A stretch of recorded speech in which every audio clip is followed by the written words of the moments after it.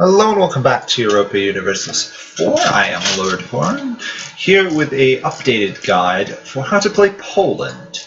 So, I haven't updated this one for the expansion that enhanced Poland and Lithuania in this region, so I figured I'd update it. So, as Poland, you start off in Europe, Eastern Europe, with a 201 development nation, with 18 of that from your sole vassal of Mazovia. They're a pretty nice little vassal here. They do control Warsaw, so you'll want to take them out reasonably early on and integrate them for other reasons other than just that. But they've got a handy amount of development that will help you, and they field 6 units, which should help you with your fights. So as Poland, you start out with no monarch because in the November 11th, 1444 start, the king of both Hungary and Poland has recently been killed at the Battle of Varna. So people are not overwhelmingly stable in terms of nation. Sorry, I just had to adjust some sound thing there. Hungary, unfortunately, for a country that was just recently unified with Poland, now hates you, usually. It's not always hating you, but most of my trials they do. On the other hand, you now have a chance to form a union with Lithuania. So this person here, Grand Duke Kazimieras Jagiellon, is actually, I believe, the younger brother of the king that just got killed. So it makes sense that he will be the next one invited to take the throne. And that will fire reasonably early on. You might want to just send an alliance, royal marriage with them to get it going faster. And then you'll be able to form Poland-Lithuania in a union, not the Commonwealth yet. That is a decision that will have to wait until either you conquer a lot of Lithuania, which you can do, or you get Advent 10 and still have the union over them.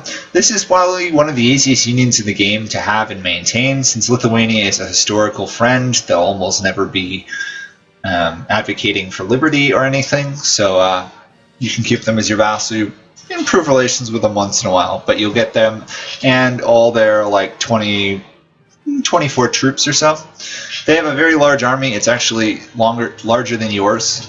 They're a larger country than you. Unfortunately, they have the slight problem of most of their land, small exception up here, is all Orthodox, and they are a Catholic nation.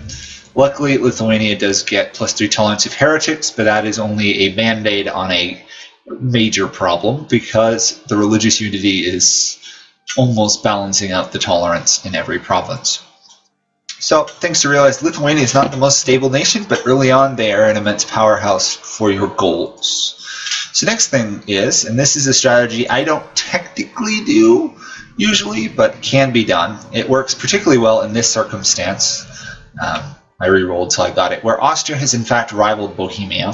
What you can do is, because Bohemia is also an interregum, is you can royal marriage them, and usually 90% of the time, you will get one of your Jagiellon dynasty on the throne, at which point you can claim throne, don't ally them, you can claim throne and attack to enforce a union over them. If Austria has rivaled Bohemia, sometimes, if they've got good relations with you, they will not come to the aid of Bohemia. This means you can freely attack a country within the HRE and union them.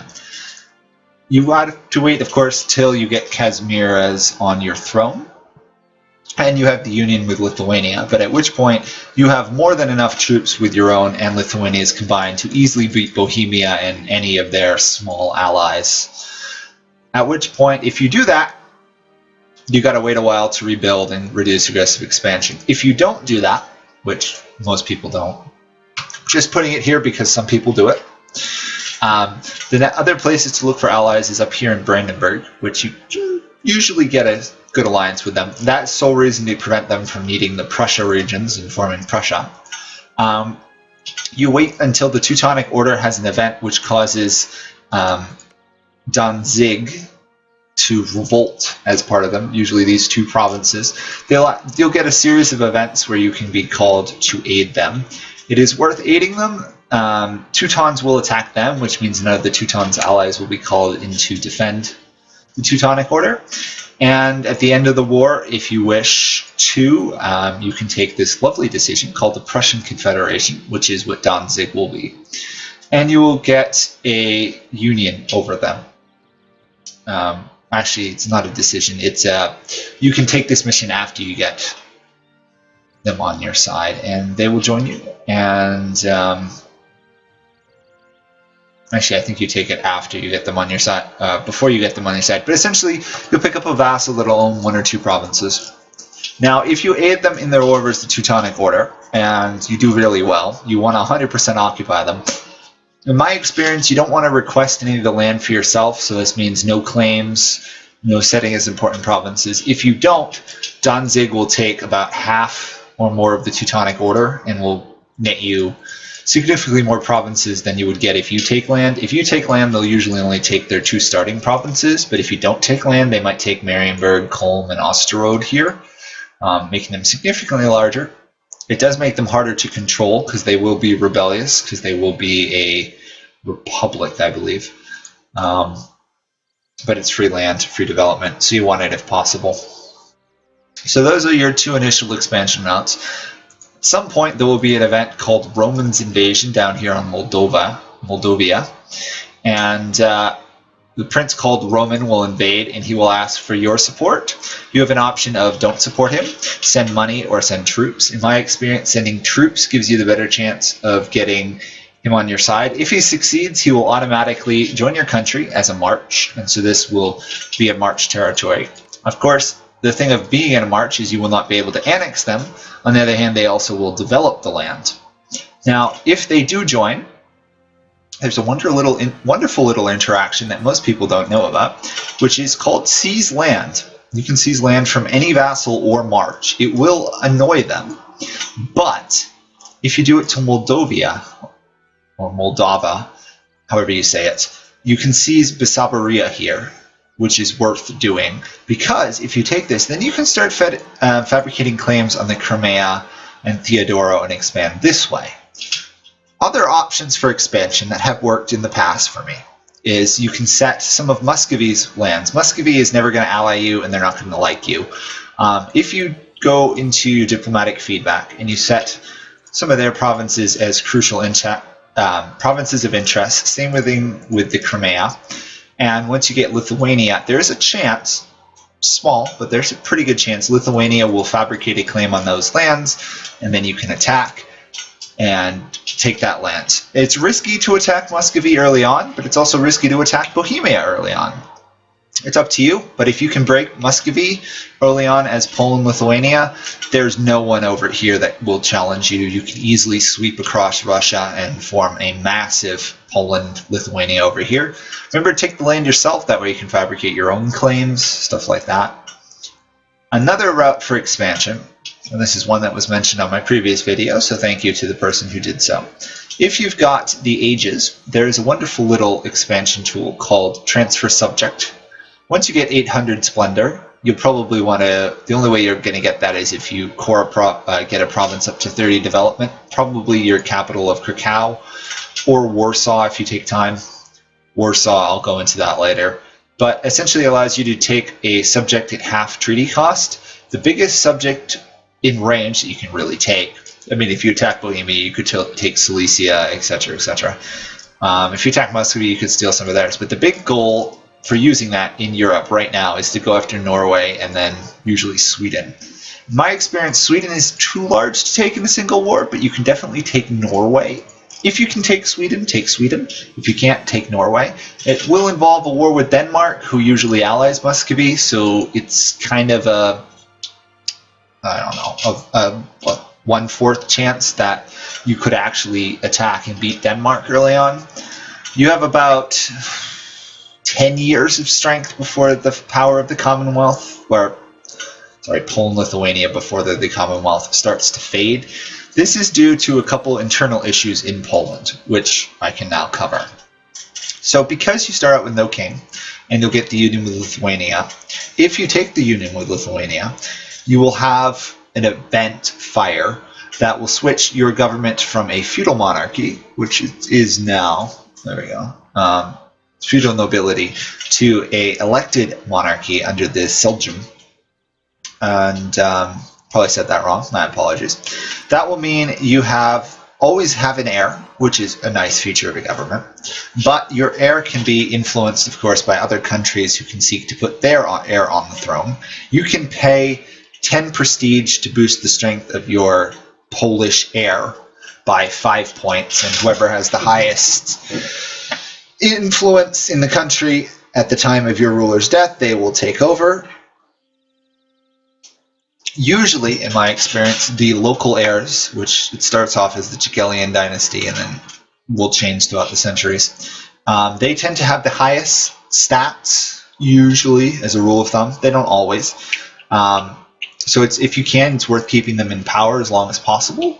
The downside is with the elected government is your rulers tend to be old. I think the average age is like 45 to 50, so they only tend to rule for like 10 or 12 years. It's kind of like having a republic, but more annoying because your dynasty will swap all the time unless you're constantly re-electing the same ruler.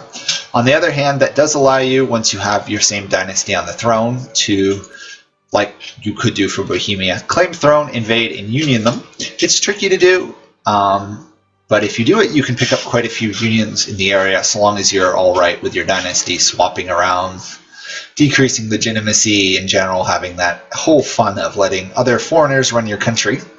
There's events that will fire when that occurs, and over time the power of the Seljum, which I'm saying wrong, I know it, will grow, and you will start getting events when your monarch's elected where they will start to restrict the power of the monarch. One of the first ones to fire is like 10% extra tech cost for the rest of the game.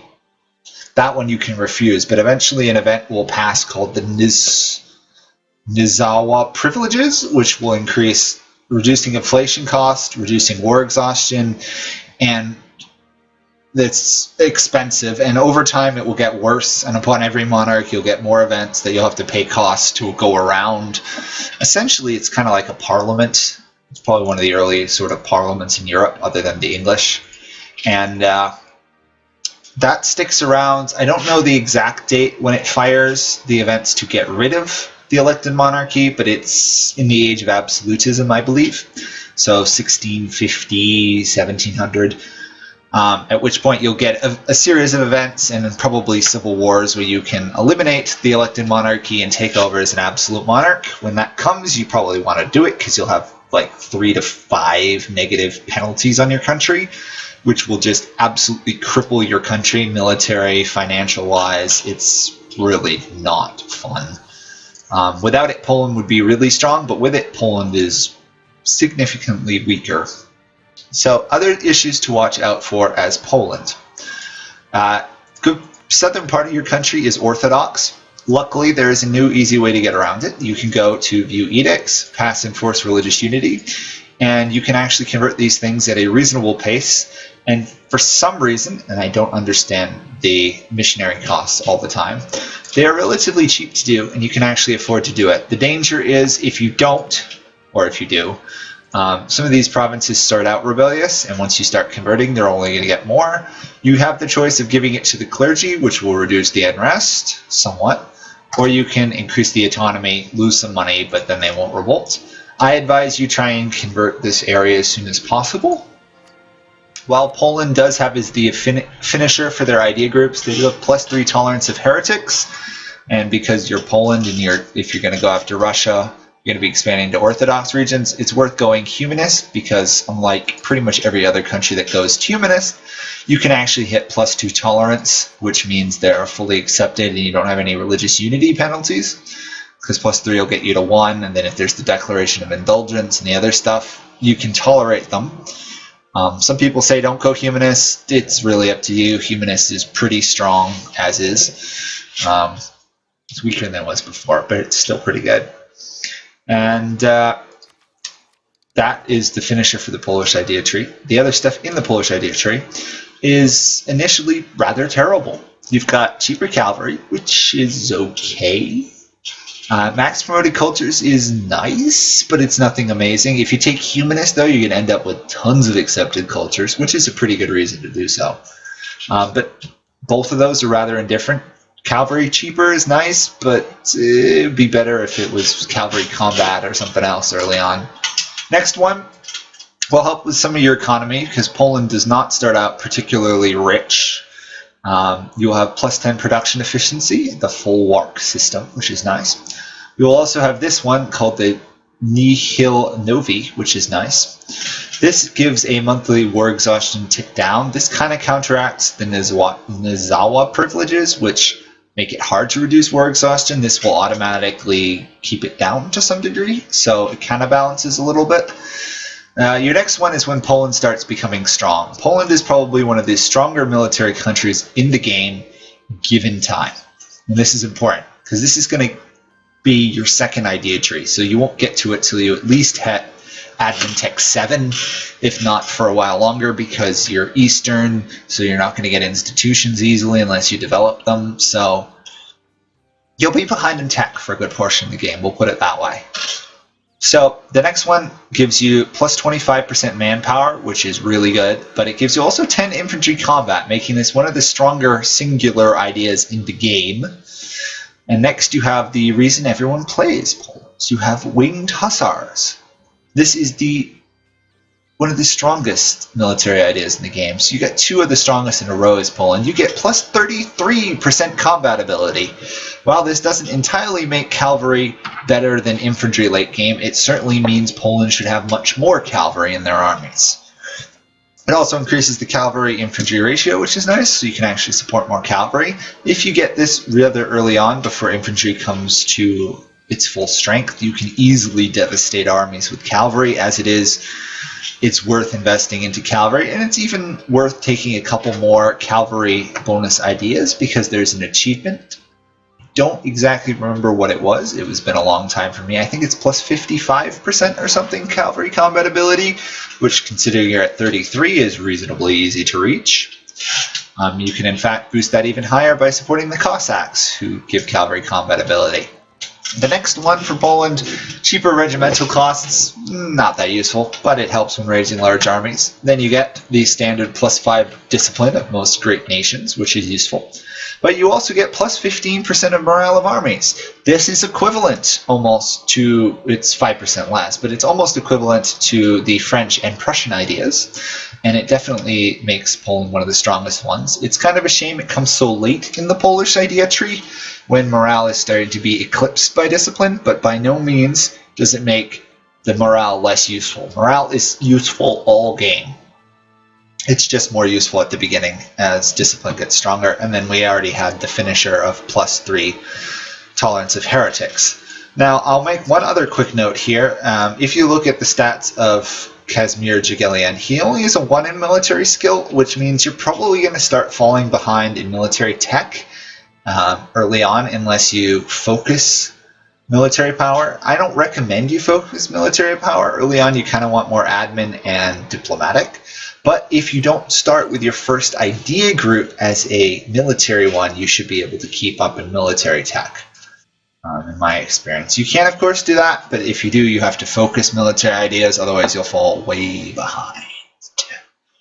So for Poland's ideas, there's a couple trains of thought on Poland's ideas. Some people will say you want to start with the military idea because you want to expand as much what you can while Poland is strong.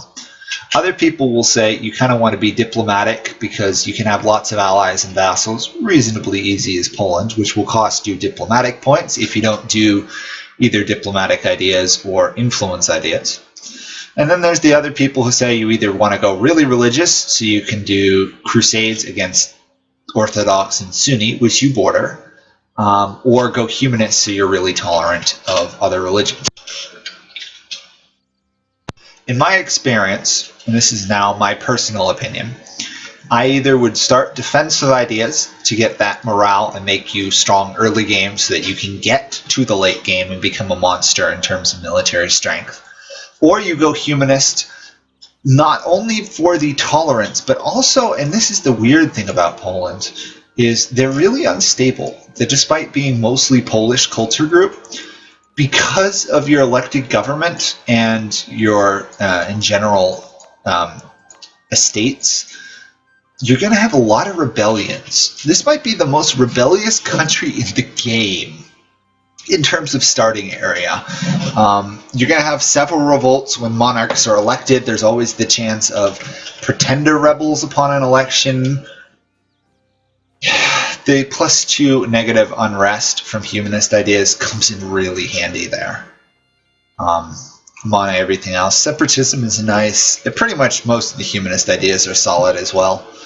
So either defensive ideas probably or humanist. You could go innovative to try and keep up with tech, but you're already going to be behind in tech just from your position away from the Renaissance, away from colonialism. And you're reasonably close to printed press, but you're still going to fall somewhat behind in tech. So pretty much humanist, defensive, or innovative to start. Religious is not particularly needed until you start expanding more into Orthodox or Muslim lands. So moving on from that, in terms of what to do with Poland. So you've got your standard estates. I do recommend, though, if you haven't already done so because you've played a lot of Europa, you revoke the estates from these two provinces and you give it instead to the merchants, the burghers rather. And that's just because you want to increase your trade power. Now, you don't want to stay in the Polish trade node. Once you conquer the Teutonic Order, you will end up with 3 influences of trade up here. You'll want to switch to the Baltic Sea trade node. It seems a little bit weird because you'll actually have more trade power in the Krakow trade node. But in general, the Baltic trade node is much more valuable. Plus, you don't get all your trade pulled out by either Austria or the HRE in general. It's actually richer if you take over the Baltic trade node. In my experience, obviously, you'll have a couple provinces here, develop them. If you can get up here, taking Riga is particularly valuable. It adds quite a bit of trade power. If you control just this area, you'll dominate the Baltic trade node, and it'll solve some of Poland's early money problems. So in terms of allies, obviously you want to get Lithuania. Brandenburg's pretty good. If you can, Austria is another nice one. Usually you can get a royal marriage, but early on it's actually worth, if you can, send them the alliance proposal on day 1, because they'll have lots of people wanting alliances, and you can get that annoying penalty of too many diplomatic relations. So priority is to ally Austria day 1 if you can, then ally or royal marriage with Lithuania and Brandenburg. Send a quick diplomat to Bohemia to get that royal marriage if you're going for the union strategy. If not, you can also ally them. They're a pretty solid ally. If you have to choose between Bohemia and Austria, if Austria gets a union over Hungary, stay with Austria. If they don't, stay with Bohemia. That's a rough rule of thumb. Mainly because Bohemia can defeat most of its local rivals, and Austria will keep calling you into its wars, which Bohemia, by comparison, their wars are less. Plus, you have a chance, if they're attacking people up here, to poach your way into some of the HRE lands. Be aware, of course, that if you attack the HRE as Poland, you will trigger the Emperor unless they're rival to the person. So you're not going to be able to expand into the HRE despite how juicy some of this land looks and how weak they look. Other potential allies, if you can't get Brandenburg, Pomerania is usually a good second. Once you defeat the Teutonic Order, usually the Livonian Order will become willing to ally you. If you're not going to go kill them, which you should if Denmark already hasn't done so, you probably want to conquer them.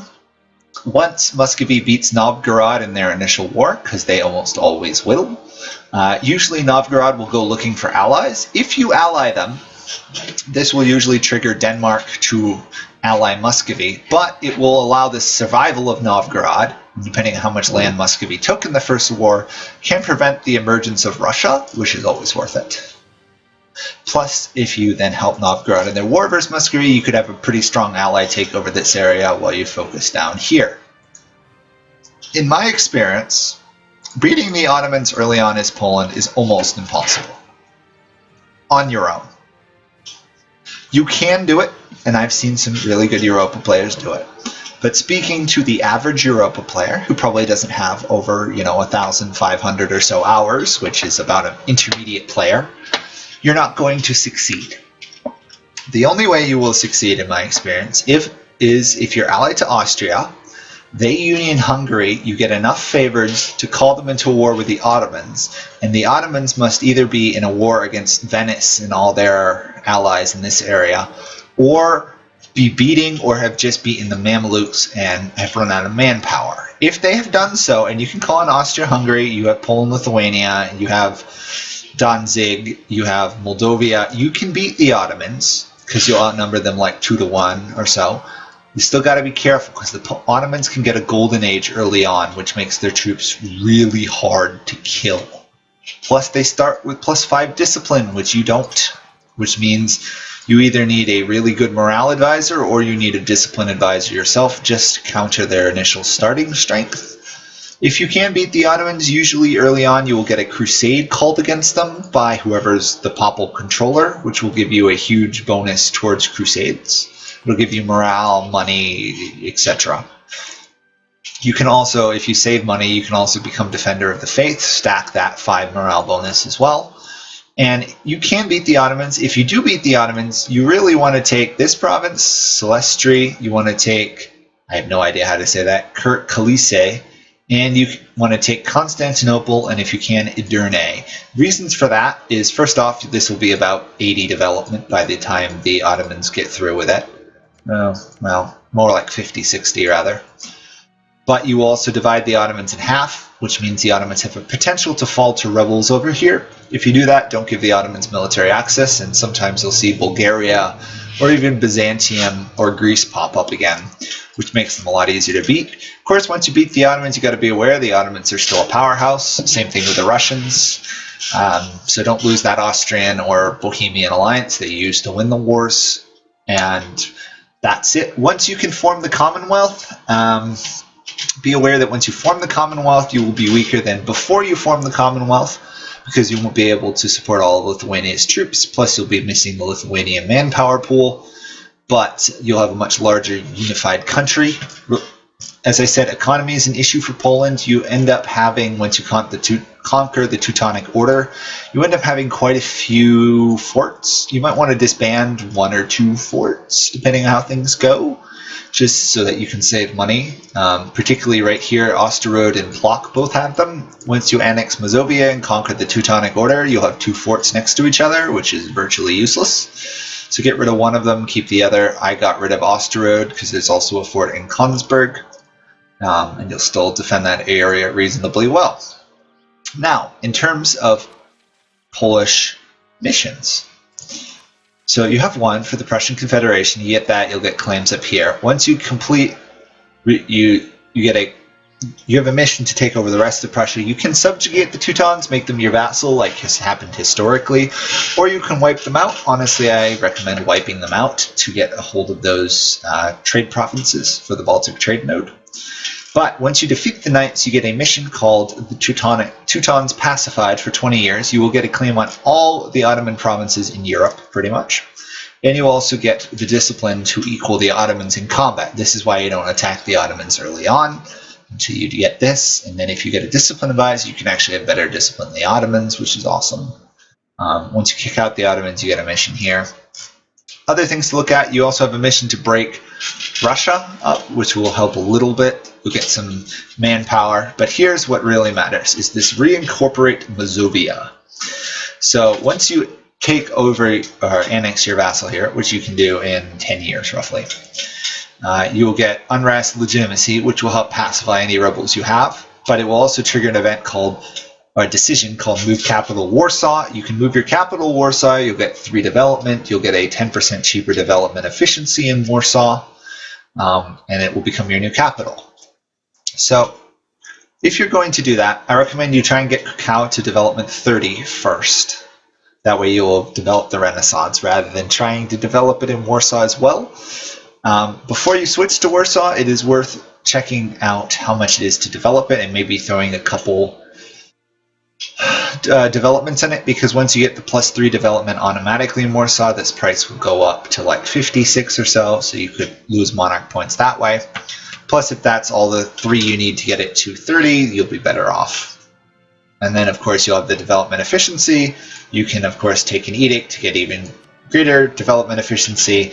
And this land up here in this area is mostly farmland, grassland, which means it's very ripe for internal development. If you take economic ideas, which is a viable idea to take at some point, you can actually play a very tall Poland very easily. This land is horribly and almost criminally underdeveloped for its type. It might be the poorest area in the game that has mostly farmland and grassland in the entire world, other than maybe some of the Chinese provinces. So it's worth keeping an eye on it, because even to develop this one province is 42 because of cloth. It's worth throwing, if you have excess monarch points, develop this land, is really the rule. If you do that, you'll do pretty good as Poland. Don't have the deepest mission tree in the world, but if you do this one, the Polish Renaissance here, you can get the event Nicholas Copernicus, which of course was the famous Polish astronomer, I believe, and that will give you an admin tech cost. The event he gives you, though, is a 10% tech decrease cost, plus, actually, no, it's not 10%. He gives you a level 3 advisor who's 75% cheaper, who's an admin advisor. You want to take him. If you take him quick enough, you can get an event with a meteor being seen, which will also pick you up a stability, but you will also get tons of admin points reasonably cheap. At some point, when you get the Renaissance, you'll get an event for the Polish a Renaissance event that will fire in Poland, which will also give you a 10% cheaper tech cost.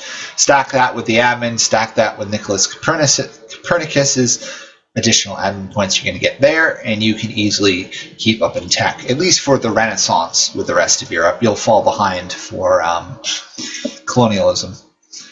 Then, if you manage to develop Krakow to, well, if you get it to level 3 center of trade, it starts as level 2, so you only need about 1,000 gold to do so.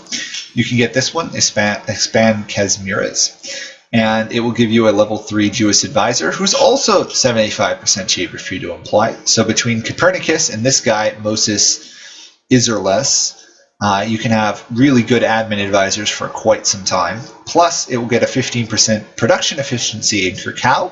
If you develop it fast enough, you could potentially get gem production, because that faceting event will fire. If you get that in Krakow and the production efficiency, Krakow can become a very, very wealthy and powerful province for you. As you go down this tree, you obviously have dealing with the Seljuk. This is, you have to get rid of elective monarchy, have absolutism. You wipe out them, you become that. You also get this invest, which is not particularly great, but it'll give you extra trade power and money. As you continue down this tree, obviously Mazova, once you're done with that. Can't go much further till you get the Commonwealth. Once you get that done, you'll get decreased autonomy change. Remember to make the Lithuanian provinces states. Most people forget to do that, which means you don't get advantage of that reduced autonomy, and you're not making as much money from them. Once you get the Commonwealth done, you will get a Restoration of Union claim on Hungary. Don't take this until you're ready to attack Hungary, because it will expire at some point. That gives you a reason to invade Hungary, union them. If you union Hungary, you will get an event to invade Silesia up here. If you conquer Silesia, you will get a mission to put a union on Bohemia. And then, of course, you can union Bohemia. Once you do that, you'll get the Greater Commonwealth, which will allow you to diplomatically annex unions and vassals much cheaper. The big thing to watch out for as Poland is actually overdoing your diplomatic slots. You'll have a union with Lithuania. You'll have 2 vassals. So technically, you can only have 1 more ally, but you're going to get the Prussian Confederacy Danzig emerging pretty quickly, so you'll pretty much max out your diplomatic relations without actually having any allies, which is why you really should only ally maybe Austria and Brandenburg, or 1. You're going to have to focus diplomatic points to maintain any diplomatic income, which is unfortunate, which is why some people take diplomatic ideas. Again, up to you, depends how it plays. Remember to put out your other merchant. Most people forget that your merchant does not actually start on the field for some reason. It's Poland, so send it there, you'll make a little bit more money. Swap to the Baltic state.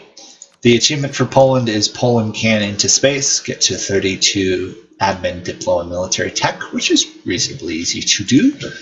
You also have the Winged Hussars, get to high-level cavalry combat ability. So before I stop, I will go into that a little bit. So you get plus 33 from cavalry combat ability. If you go aristocratic, which some people say to do, I'm a little hesitant on advocating it still. I can see why it would be useful in Poland, but I still like defensive a bit better. You take this, gives you 10% infantry combat ability, makes cavalry cheaper, cheaper mil tech, which is always good. Absolutism, autonomy, manpower. I mean, there's nothing wrong with the aristocratic idea tree. If you want to get to... I'm actually going to look it up. I think it's 55% combat ability, which means you need 3 cavalry combat boosts. This will give you 10. If you take quality, that will get you 10. Which one is that? One of these, I can't remember which it is. If you take aristocratic, and then if you look down the Noble Loyalty Act for espionage, you'll get another 20% cavalry combat ability. Or you can do what I do sometimes, which is find an estate that is a province that's not owned by people that's in the steppes, give it to the Cossacks. That will net you a little bit more cavalry combat ability. You stack all that together, your cavalry will be amazingly strong, your infantry will be good, you'll have good morale, you'll have reasonable discipline, and you'll have another achievement. So hopefully this will help you guys with playing Poland.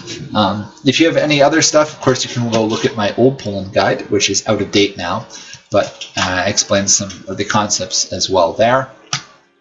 But hopefully this will help you guys with playing Poland. If you have any questions, comments, or other strategies, please leave them below. If you haven't done so, watch the other guides, subscribe, ring the bell, watch the Europa Let's Plays, which I try and do every day, every couple months.